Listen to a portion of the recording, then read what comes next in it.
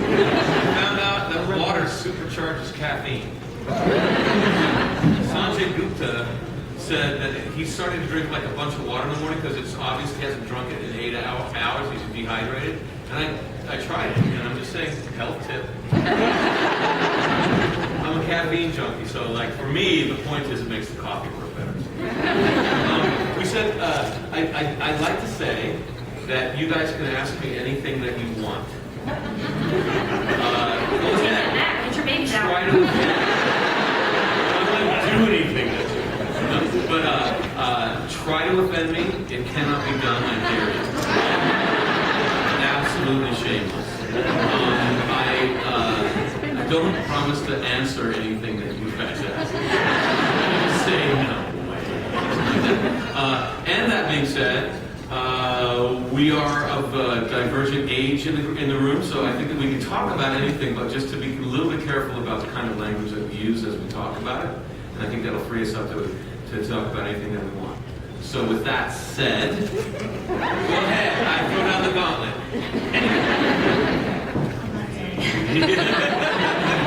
I will let someone else try that.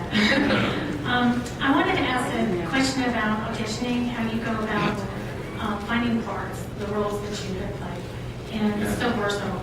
Do you totally rely on your agent? Do you actively pursue certain parts that you hear about? And I was kind of curious to know if fans going online suggest James Morse would be great in this role if they're casting a new show or something. Yeah. Does that help? Does that have Yes, an impact? That does. No, that actually does. And yes, I have a very good team of manager and agent who know what I want.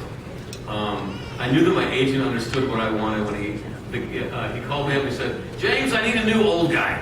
My old guys are getting too old, and you're my young old guy, okay?" I'm like, hell yeah. I want to be like that when they do Star Wars and get into future. I want to be Dooku. I want to be around to do that kind of role. I want to work until I die. So I'm not getting any younger. So yeah, a young old guy I'll take, you know. And then my agent and my manager are they love theater. That's one of the reasons that I signed with both of them. Is they like to have theater actors. They like to find theater actors who can actually forget about theater acting and do film because they're very different.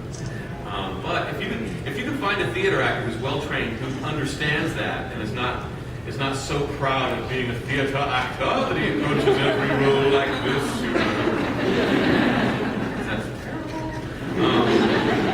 Then you have something. I think you have an actor who can do different kinds of roles because they teach you in theater how to kind of approach that and do different kinds of roles. But that being said, you know, I don't really say I want this kind of role next or I want that kind of role. I just want good writing, and if I find it, then I'll audition for it and try really hard. And if the writing's not good, I'll just pass. Yeah. Okay, thank you.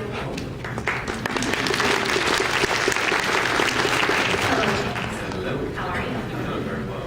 Okay, well, I'm sure everyone in this room from one project or another knows what a wonderful singing voice you have. And I myself am a Buffy fan. I was wondering if you could maybe sing a few lines from the nominated.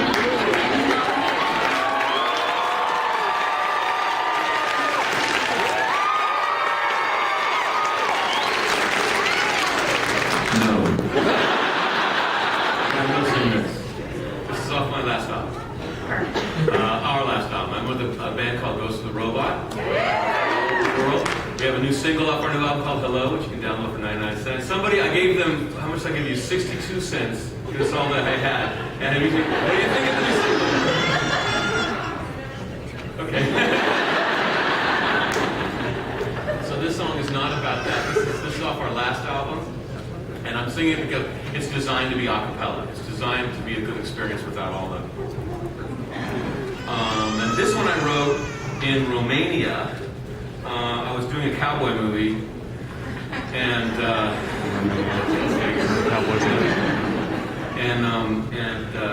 There was a moment in the script where it was taking place after the Civil War, and the guy never came back from the Civil War and broke his lover's heart.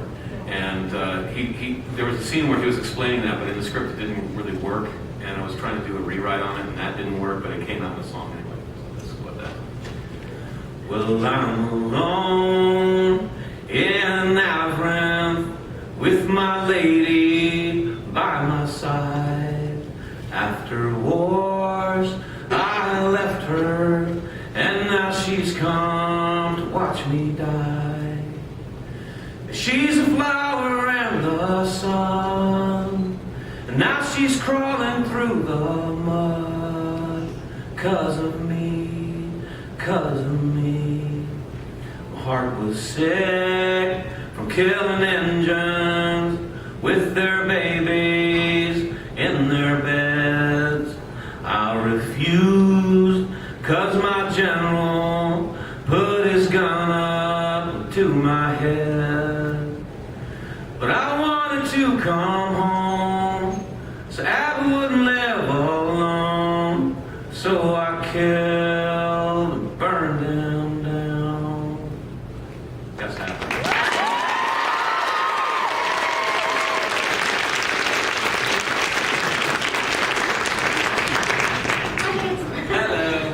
Speaking of singing, I was just going to say that me and my cousin were listening to the Buffy musical on the way over here today.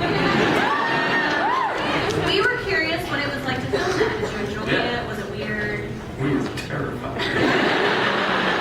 We literally thought that Joss had gone insane. Like, the pressure got to him, or the ego happened, or something's wrong with Joss, man. We usually get a script on Wednesday for the new episode later on. And instead of a script, he dropped by a cassette tape.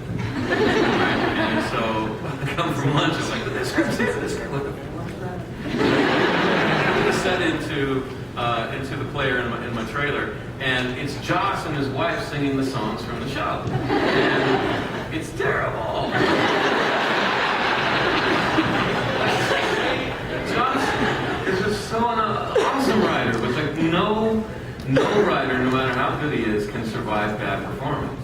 It's like bad Shakespeare is the worst experience you'll ever get in your life, and he's the best writer you'll ever have.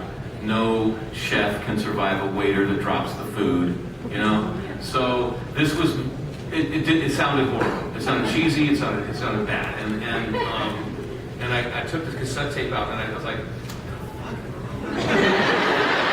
I'm sorry, parents out there, I'll be better. So I come out into the sunlight, and the rest of the cast is doing exactly the same thing. They all have the cassette tape, and they're all going. And we all went to Joss and said, you know, what are you doing? Oh, that? Oh, don't do that. And Tony Head and I were already performing publicly singing, so we were okay with that part. But the rest of the cast had a really good point, which was that you hired me to be a one-camera dramatic / comedic actor. That's my wheelhouse, and that's what I'm willing to share with the public. But you are asking me to do something that I'm not trained for, and you're going to make a fool out of me, and you're going to ruin my career just so that you can have fun this week. I mean, this is ridiculous. So I'll throw the chainsaws. How about that? Justice would not be dissuaded, and at some point, this is why it's my favorite episode, is we were sure we were going to lose. It was like the end of Angel. We knew we were going to die. We were going to go out and suddenly all of these coaches came in. Sarah hired 2 vocal coaches on her own dime. And people stopped trying to get out of it and just decided to try our best in the face of sheer doom.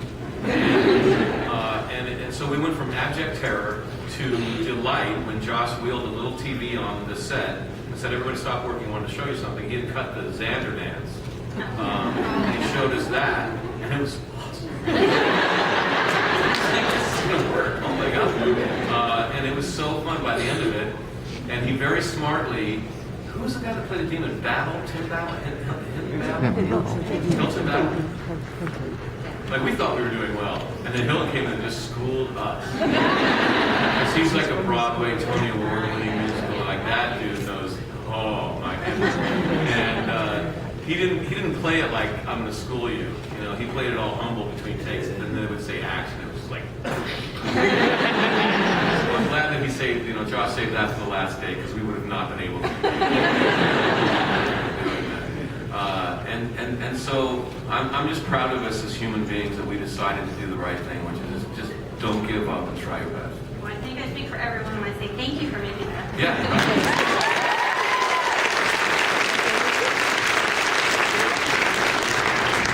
Hello. Bring it right now, Rockstar.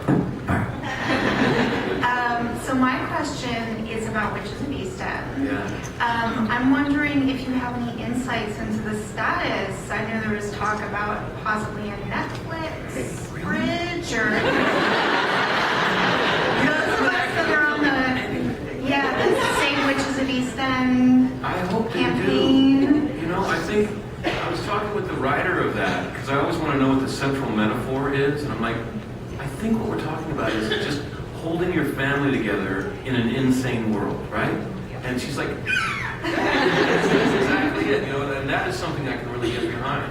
So, you have Julia Ormond, Glenda Goodwitch, and she's just trying at all, against all odds to keep her kids together, keep them from getting strung up once again, I had an absolutely fabulous time on that set. Julia, when the lead is that cool, everybody has to be cool because the lead is cool. But I mean, everyone else is. My job is to have fun, and so if no one pees in the pool, it's just easier to have fun. When you get on a set that is that harmonious and that nice, and I've been lucky to be on a lot of sets like that, but this one was really one of those. It's one of those that I was looking forward to a long relationship.